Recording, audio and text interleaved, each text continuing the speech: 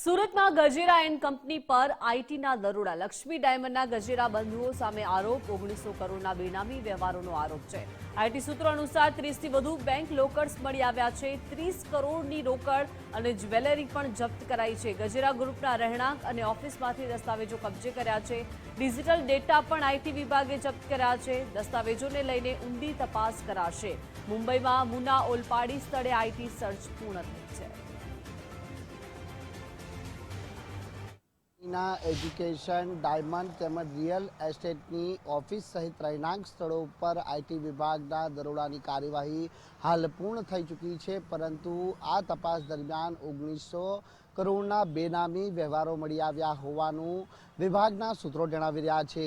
હાલ આપણે જ્યાં ઊભા છે આ એ જ લક્ષ્મી ડાયમંડ કંપની છે કે જ્યાં સતત 7 દિવસ સુધી જે આઈટી વિભાગની સર્ચની કાર્યવાહી અને તપાસ ચાલી હતી અને 7 દિવસના અંતે જે તપાસ હાલ પૂર્ણ થઈ ચૂકી છે.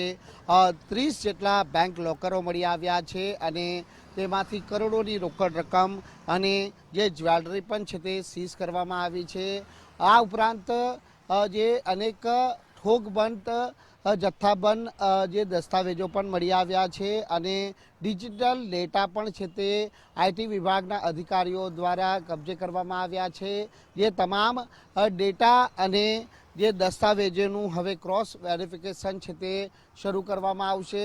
મહત્ત્વની વાત એ છે કે બેનામી જે વ્યવહારો મળી આવ્યા છે તેને લઈને આગામી દિવસોમાં મોટી કરચોરી બહાર આવવાની શક્યતાઓ હાલ સેવાઈ રહી છે.